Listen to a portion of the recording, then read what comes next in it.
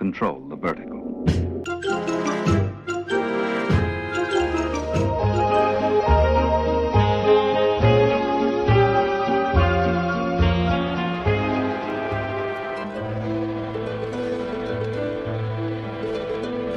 Welcome to Anthologic, the TV anthology podcast.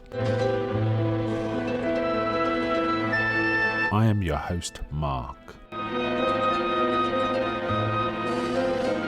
Anthologic is a podcast dedicated to exploring the good, the bad, and the odd of horror, science fiction, and the best of mystery suspense anthology shows and series on TV.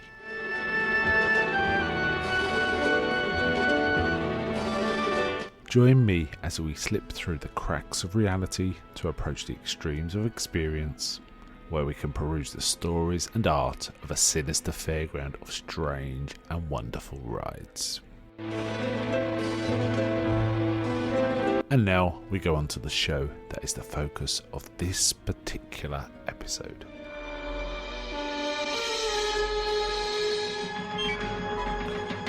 Welcome to this episode of Anthologic with your host Mark. Today we're covering a series from the BBC called Spine Chiilers. Now, we have already covered a TV anthology series from the BBC called Spine Chiilers back in, I think, episode 137 of Anthologic. That one was a series made in the 80s, kind of Jack and Ori format, where basically adults were reading out sort of horror stories that were appropriate for children. Kind of interesting. But they did do another series with the same name, bizarrely, called Spine Chiilers. This came out in 2003. This was like a horror anthology, comedy horror anthology series shown on BBC Three. There was 6 episodes in all, and what I'm going to be talking about is the first episode of the set. But they feature various comedian stroke comedic actors in their stories that sort of deal with slightly bizarre things is probably the best way to put it. It's kind of hard to describe. They're meant to have a comic twist. That's the idea. And apparently this then led to a second instalment of a series, but given a different name, called Twisted Tales. Twisted Tales is also something we've covered, but not that particular series. There appears to be 3 series called Twisted Tales, which I'll be getting to. I've covered one of them, I think, but I will be covering the other 2 in the next few episodes. So Spine Chiilers was this a 3-episode comedy horror anthology series. This was very difficult to track down, and in fact I only stumbled across it because I was looking into Twisted Tales, realising there was a few I'd missed called Twisted Tales, and then I found a note saying, a precursor to this particular series, Twisted Tales, is this Spine Chiilers, and of course Spine Chiilers already exist. Some of these ones where their names are, they're already existing property, I've kind of hidden because you're just looking for the one thing and that's all you find. But when you start realising there's multiple with the same name, it can kind of be like, okay, wasn't aware of this. Spine Chiilers is one of those cases, as is its sequel series, Twisted Tales. It's kind of, that's how it is. This was quite difficult to track down to watch. I did actually find a copy on Tubi. I bookmarked it to watch. And when I went back the next day to watch it, Tubi was suddenly, oh no, you can only watch that with subscription or something along those lines. So it's like, no, I'm going to watch this. Then I found there was a note saying it was available on Prime. Went to Prime, it wasn't available. But it did say not available in your region. So I was being a bit tricksy. I actually used a VPN to pretend to be American, which then allowed me to watch this first episode.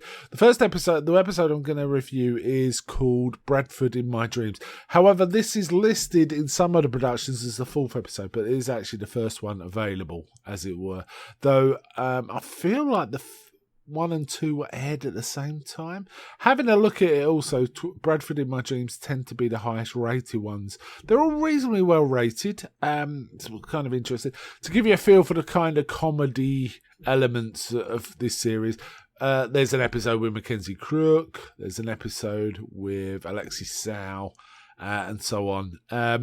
This first episode is actually mostly performed and written by Chris Langham. Now, Chris Langham's got a slightly troubled history, and it was kind of, I bore that in mind when I was watching. He has been accused of quite sort of, and charged and served prison time for quite serious things. You could go look at that yourself. I'm not going to address any of that, but just bear that in mind. He was in the original, in terms of his comedy chops, though, he was in the original lineup for Not the 9 O'Clock News, the first season of that. Then he got, then Griff Rhys-Jones took his place.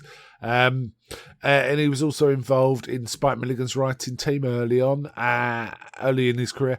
And I think he also plays one of those centurions who are trying not to laugh during Life of Brian when they're talking about biggest dickers.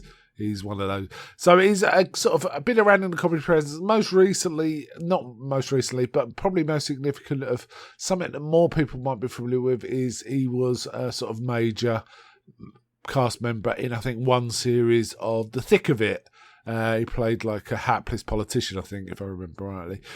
This sort of centres around him. This man is having a recurring dream where every night he has to drive to Bradford, hand over a briefcase and drive all the way home again every night.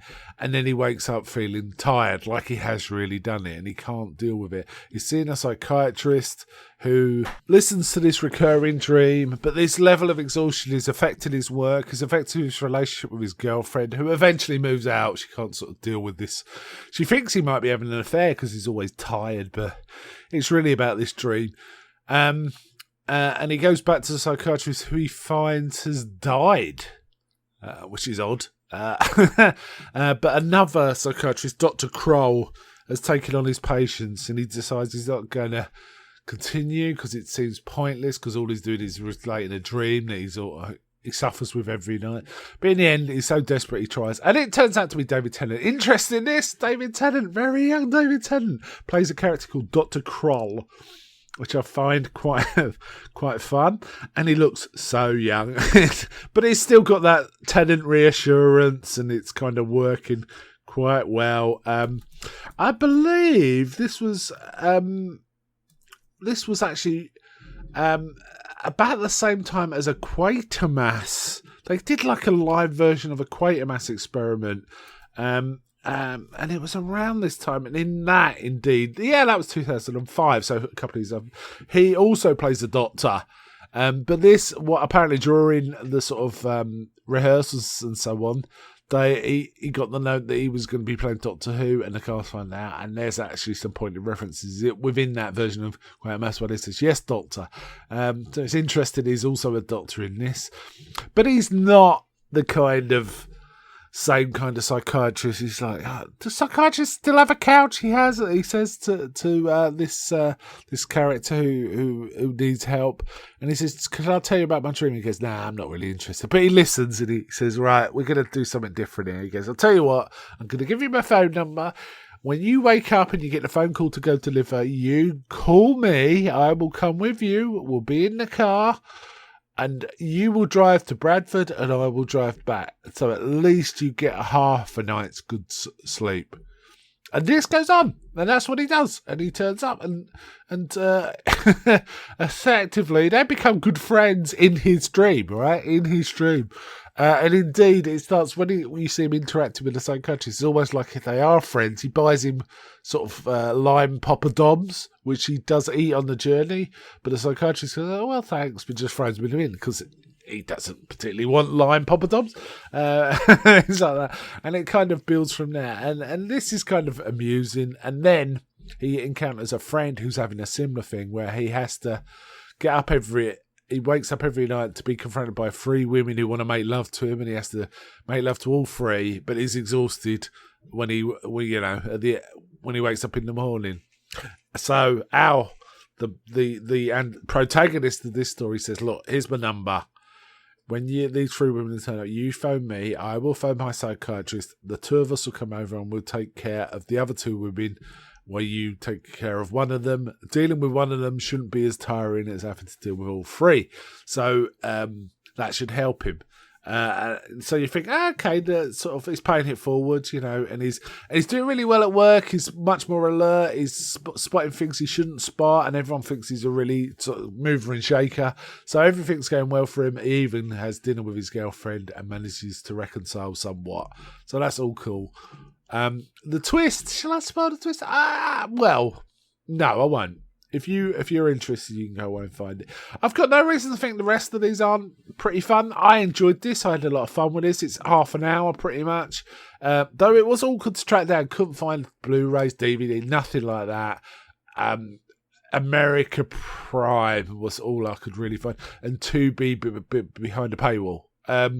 So I did my best, but I managed to watch the one and I quite enjoyed it. So, and there's ones about goths and things like that. They may be fun. I think that if you want to track this down, it's not a bad one at all. It was kind of fun. Especially if you're in America, it's already on Prime. It's there for you. For some reason, in the UK, it isn't available. I did also check on iPlayer in the UK. Wasn't available because iPlayer has loads of old stuff. So I thought I'd find it, but no joy. Anyway, I am going to finish here. Before I go, may I ask? Is anybody out there?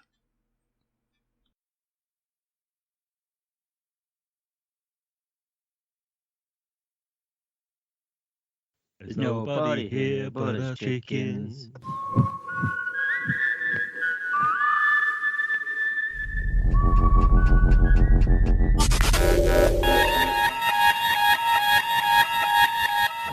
We now return control of your television set to you. Until next week at this same time, when the control voice will take you to